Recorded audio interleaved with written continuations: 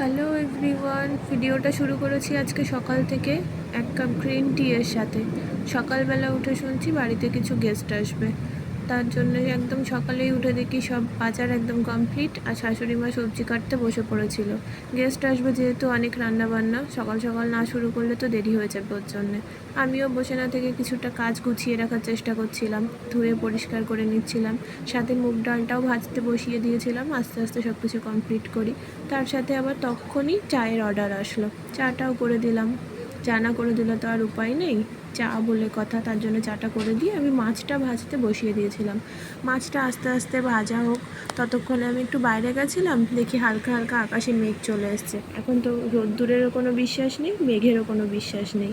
আর আমার প্রিয় গাছ, এগুলোতে একটু জল দেওয়ার ছিল, তাই আমি জলটাও দিচ্ছিলাম। সব গাছগুলোতে জল দিয়ে নিয়েছি, গাছগুলোকে একদম ঠিকঠাক জায়গাতে রেখেও দিয়েছিলাম। গাছ দেখলে তো আমার মনটা একদম ভালো হয়ে যায়। তারপরে আমি চান কমপ্লিট করে নিয়েছিলাম। আকাশে যেহেতু মেঘ ছিল তার জন্য জামা কাপড়গুলো তো শুকাতে হবে, রোদ্দুরের তো কোনো ভরসা নেই, সবাই জানো আমার মতন পরিস্থিতি এখন সবাইয়ের। জামা কাপড় মেলতেও যতক্ষণ না লাগে, তুলতেও তার থেকেও বেশি তাড়াতাড়ি তুলে ফেলতে হয়। আমি জামা কাপড়গুলো দিচ্ছিলাম তাড়াতাড়ি শুকিয়ে নেওয়ার জন্যে, রোদ্দুর না হোক কিন্তু হাওয়াতে তো শুকাবে, হাওয়াও হচ্ছিলো বেশ কিছু।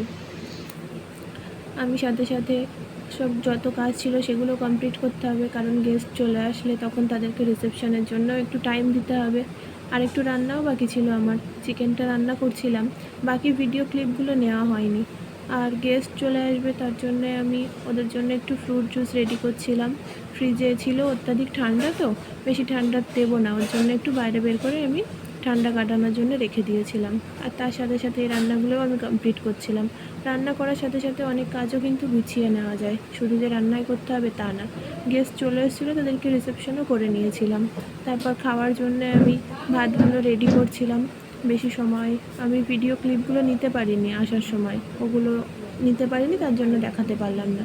আমি ভাতগুলো নিয়ে টেবিলে দিতে গেছিলাম, খাবার দাবার সব রেডি করছিলাম।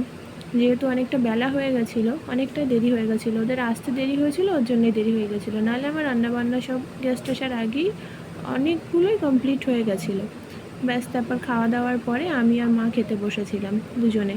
বাকি সবাই আমাদের আগেই খাওয়া হয়ে গেছিলো। খাওয়া দাওয়ার পর ভাবলাম থালা বাসনগুলো একবারে ধুয়ে রাখি, তাহলে কাজ একদম সব কমপ্লিট হয়ে যাবে। থালা বাসন ধুতে ধুতে এই বৃষ্টির আওয়াজ কিন্তু আমি পেয়ে গেছিলাম, তার মধ্যে বৃষ্টিও চলে এসেছিলো।